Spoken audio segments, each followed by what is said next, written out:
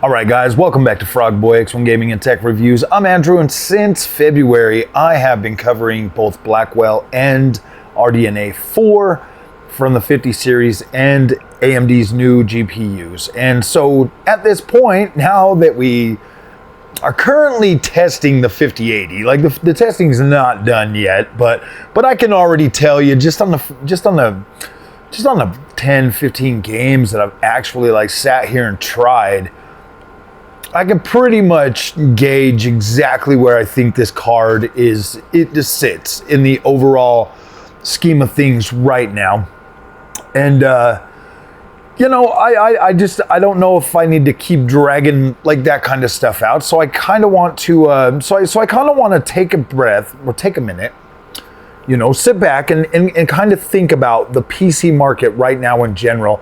I like to stay in the here and now. Obviously you have other content creators that are already out there hyping up RDNA 5 and the super cards from Nvidia. I find it quite interesting that the FOMO cycle for PC gaming is legitimately centered around what ifs and random leaks and stuff like that. To me, it's kind of crazy, and you probably shouldn't live your life like that, especially if you're somebody that's in need of upgrading your PC right now. You like look, you're buying the new games, they're struggling, you're not getting the experience that you once had, so you're have to make drastic sacrifices to like image quality. Maybe you're having to make drastic cuts on your overall graphic settings. Maybe you're lowering the resolution. Maybe your games are starting to look a little blurry, a little fuzzy. You're getting to a point right now where it would probably be better off to just go buy a console, and you need an upgrade. Then I want to be able to try to help you guys, but I get it. The constant cycle, the news cycle, always having to have something new to talk about for content creators, it's jarring. It really doesn't leave you feeling like good about a product that you purchased. Like no matter what, within a few hours, you're gonna have that instant regret, that instant buyer's remorse of, oh man, I should have bought X, or I should have waited till this, and that sucks, man. There's no way to live your life when you're a PC gamer. So here's my honest opinion, my honest recommendation, and these are recommendations that I think should get you by, even if a freaking 24 gigabyte 5080 or 5070 Ti launch, or a 5070 Ti or 5070 Super with 18 gigs. There's still cards that you can buy, and you can be just fine buying those cards. Now, obviously, a 5070 with 18 gigs would be an awesome GPU. So would a 5070 Ti with 24 gigabytes, as well as a 5080. Now, leaks put those cards well within a couple of months. They're already talking October, November for those GPUs. Look, my friends, if you've waited this long for those, my honest opinion, okay? Look, quit waiting for those cards, okay? If and when those cards do hit the market, they will re-enter that higher price that the other cards are already sitting at. You're probably looking at like, you know, the $600 range for a 5070 with 18 gigs. That Nvidia would probably mark them $600, $800, and you know, take the 5080 up to $1,100. You could see them doing that, putting that much more extra VRAM on there, but they're not going to make a lot of those Founders Edition cards. So the AIBs, look what they already did with just the regular cards.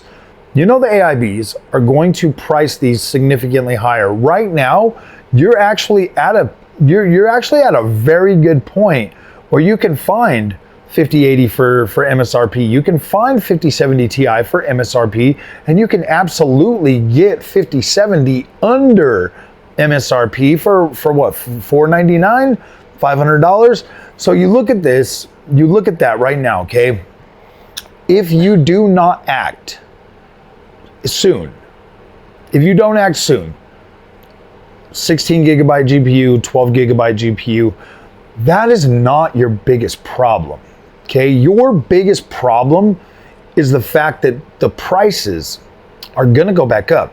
A 16 gigabyte GPU is gonna be more than sufficient for a while. Like, you're gonna be sufficient even when next generation consoles come out. Even if they have 32 gigabytes of VRAM, your 16 gigabyte GPU is still going to have a very long life cycle. They are legitimately still supporting 8 gigabyte GPUs. Next generation 16 gigabyte GPUs will be the minimum spec. Maybe even 12 gigabytes will be the minimum spec for what they support going forward. But you still got a very long life cycle with a 16 gigabyte GPU, at least a minimum of 5 years. Now you need to think about that and factor that into your decision. Is 5 years enough time for you to scrape together the money to buy a better GPU? Now, if GPU is the only problem you got, okay, if GPU is the only worry or the only issue you got, in terms of that's all you need. You already got a good platform, you've got a good CPU, you've got, you know, a good, you know, PSU, all of that stuff, okay? You got good memory for your PC and all of that. Okay, then maybe you wait for the card and you pay the extra price. 24 gigabytes, that's gonna come out a pretty good premium. It will. We're talking GDDR7, we're talking faster RAM. That's gonna command a lot higher price. Whether you like to admit it or not, some lucky people are gonna find a Founders Edition and be like, yeah, I got it. And yeah, but most people are gonna end up paying a higher price. So if you've got the money and and that's the only thing, and you're just dead set on getting that, cool, fine, handle that. But for everybody else right now, why the cards are legitimately at or under MSRP, this is the time to pounce and buy those. As soon as the new cards, as soon as the 24 gigabyte cards launch, the price, even for these ones, are gonna go back up. They're gonna phase those out. They're gonna sell them as high as they can so that they can justify the higher price for the other ones. That's just how it works. That's how it works.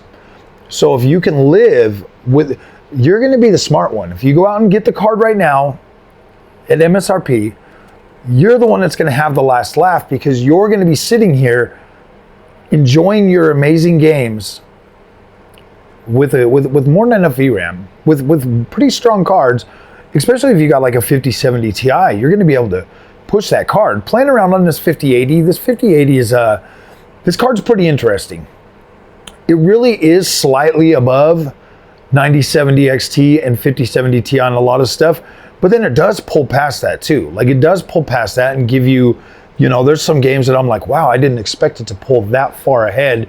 And like, I'll get you guys some videos over the coming days, but I didn't expect it to do as good as it's doing in some of these games. So there's that bonus right there. And then if you're the type of gamer that plays like your single player AAA games and stuff like that, you do get to be able to use MFG 4X. Like, you get to be able to use these features that are going to propel your game even more and make it better. I know there's a lot of negativity out there, but I'm legitimately already seeing content creators out there softening their stance on the MFG 4X. Why? Because they're all full of crap, and they were all full of crap when it first launched. It's a good feature to have. It really is. And coming from Nvidia or AMD, the frame generation technology is actually pretty freaking cool. And I say this as a gamer that has been gaming since the Nintendo Entertainment System, that I honestly think frame generation, like, not smooth motion shit. I'm not talking about AMD's fluid motion frames or the smooth motion thing that you can turn on and get a smooth frame when you're running straight. Yeah, they are cool for that, and you can do that. I'm talking about the actual freaking frame interpolation that is built into there with the motion vectors and stuff that actually feel pretty good. Like, they actually feel pretty good, and they're a lot more convincing than just smooth motion. For me, it's a lot more convincing. I actually like it, and it feels pretty good. That's probably one of the cooler features that they've put out, and you get access to that at the cards that are already out right now, and it's pretty decent. It's not bad at all. Like, it can help you smooth out a game or make the experience a little bit better. Like, say you're, you know, it's just another tool at your disposal to help you enjoy that game. without having a choppy ass experience that, yeah, I would much rather have the ability to use frame generation than not have it at all, period. And I mean, why do you think I traded a 4090 for a 5080? It's not that the 5080 is a better card. I mean, it's a newer architecture. It's a little bit different. It's got faster, you know, like the Transformer model runs faster on it and stuff like that. It's because it's a better experience. It's a better overall experience when I'm using frame generation than not using frame generation. So I was like, okay, like I'm okay with that trade. I mean, knowing that I got a 5090 to put my head on, you know, lay my head down at night on, but you know, the 5080 is a good card. The rest of these cards right now, honestly, to tell you the truth, this is the time to buy them. When they start hitting MSRP, that is what I have noticed as the calm before the storm.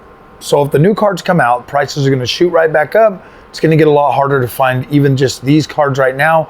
My advice to you is, while they're MSRP, you need to buy these cards so that you're prepared. You'll be home playing your video games. Let everybody else run around and try to buy those cards. The next time that those other ones are going to hit closer to MSRP is going to be before the next GPUs are announced. Okay, right when those cards start hitting MSRP, that's when you need to buy the Super Series cards. And just kind of hang on to some money, you know? Like any card you buy right now with 16 gigabytes is going to last you at least 5 years. At least 5 years. You got at least 5 years. Because we've got 2 more years, well, 1.5 years until maybe the next consoles launch. Once the next consoles launch, you have anywhere from 2 to 3 years before you actually start getting full-on next generation games. Like, you got to understand, games are still being made for 8 gigabyte GPUs. So by the time 5 years rolls around, that's the gaming cycle for developers to create games. By the time those games come out, 5 years, those cross-generation games, that's when you're going to notice a little bit bigger gap in between what you can play and what you can't play, how good are the visuals. By that time, you should be in a much better position to upgrade your GPU again. Okay? So anything right now with 16 gigabytes of VRAM is actually a steal. My honest opinion is 9060 XT, absolute incredible card. 9070 XT, incredible card. 5070 Ti, 16 gigabytes, and 1560 Ti, or 5060 Ti, 16 gigabytes. Those 4 GPUs right now, or right there, those are the ones that I would focus on buying. I wouldn't waste any money on a 5080. I wouldn't buy a 5090. I wouldn't buy any of the 8 gigabyte cards. I wouldn't buy any 12 gigabyte cards. And the super cards, they're going to be so expensive that it just doesn't make sense to buy those before the 60 series cards launch, because the 60 series cards are going to launch at the new generation of consoles. So this Super Series cards that are coming out, they're absolutely pointless. If you buy those, you are essentially handicapping yourself a lot. Like, it's going to be easier, trust and believe, to like move away from a 16 gigabyte card once the new RDNA 5s or, you know, 60 series cards come out. It'll be a lot easier to like move forward with those cards as opposed to spending significantly more money on a super card this generation that has 24 gigs or 18 gigs or something like that. Like, to me, that just doesn't make sense. I know everybody's out there getting all hyped up for them and stuff, but at the rate technology moves, if you're not the kind of guy that's upgrading every generation, you don't need the super cards. Like you really just don't. Like, you need to pace yourself wherever you are and upgrade when you're ready. And I feel like right now at MSRP, these cards, Blackwell and RDNA 4, the ones that we already have available to us, are more than enough. I'm legit playing brand new games on a 9070 XT. Incredible. Absolutely incredible. 4K, 1440p is absolutely, yeah, dude, if you're on 1440p, you don't even have anything to worry about for a while. At 4K, being able to utilize frame generation to push through and play and get a good feeling experience. Look, guys, don't, you know, everybody always says that, like, you just need this or you just need that. Honestly, guys, I could legit be here playing on my 9070 XT or my 5070 Ti. No problem. No problem at all. The 5090. My gosh, guys, like, it's an incredible card and it gets the job done, but damn, dude, is that shit even really necessary? Really? I don't know, man. That card's a beast. I love it, and it does take me straight to butter smooth land. But damn, dude, all the other cards, I jump back on the 9070 XT while I'm on the 5090, and I sit there and I'm looking at this and I'm like, gosh damn, this game plays pretty good. I'm a gamer first, okay? I'm a gamer before I'm a tech nerd, and I jump in there. I get immersed really quickly. And then I find myself an hour and a half later playing a game when I was just trying to jump in there to freaking get 20 minutes or like 10 minutes, not even 10 minutes, like 5 minutes of freaking footage so that I can do a side-by-side. I find myself spending an hour and a half playing the freaking video game. That's why, you guys, that's really what cuts me out of being able to do benchmarks, because I jump in, I get all immersed in the game and stuff, and then I just keep playing now, because I'm like, gosh damn, it's so beautiful, and I just want to look at it, and I feel like the whole gaming thing is like just flying by my eyes because I'm not getting enough time to actually enjoy the games when I should be. So, all right, guys, that's my advice. Buy a 9070 XT, get a 9060 XT. Those are my two first, honestly. Those are my two first options. And if the prices are comparable for like the Nvidia, you know, like a 5060 Ti 16 gigabyte or a 5070 Ti, even consider those. I mean, they're both good cards. Like this, that's the one good thing that's come out of this generation, is I can look at both equally. I can look at both of them equally and be like, gosh damn, these are both awesome and they deliver an incredible experience. So that's where I'm at. That's where I'm at with it. Those are my recommendations right now, guys. Pair either of those GPUs with a 7800X3D, a 9800X3D, and you have a pretty strong platform for a few years, guys. Like, you've got a pretty strong platform. We just got a new update. The newest update for Adrenaline lets us flip on FSR4 on all games going forward that'll be supported. No more waiting. We just flip them right on. DLSS has the same thing. If you've got old games, you could just flip everything on in a driver now. Like, this is the best time to be a gamer for PC. Like, you have so many more tools at your disposal, because that's what real competition creates. Yes, the prices are going higher, but we have better hardware than we've ever had before. That's why I don't understand why there's so much pushback. There was a lot of pushback at first, and now everybody's starting to be like, yeah, I guess MFG4X is not that bad. Shut up. You already had your chance. You guys ruined it. You guys ruined it for yourself, and now you look foolish. Because yes, MFG4X, frame generation, DLSS4, FSR4, these technologies are absolutely making a difference in the way that I play my games, in the way that you play your games. And once you have it and you try it for yourself, I think most people are, I think 90% of the, I think a minimum of 90% of gamers are going to be like, gosh damn, this is badass. There's going to be the 10% that is going to be wherever they're at with that. But 90% of gamers are casual gamers, and 90% of gamers are just going to flip it on and have fun. So, all right, my friends, we'll see you guys in the next one. Thank you for watching. Make sure you hit that hype button now. There's a new little button to drive us little content creators mad. It's called the hype. You hit the hype. It's for smaller channels under 500,000. Hit that hype button and spread some hype so that these videos start doing better. And we'll see you guys in the next one. Thanks for watching.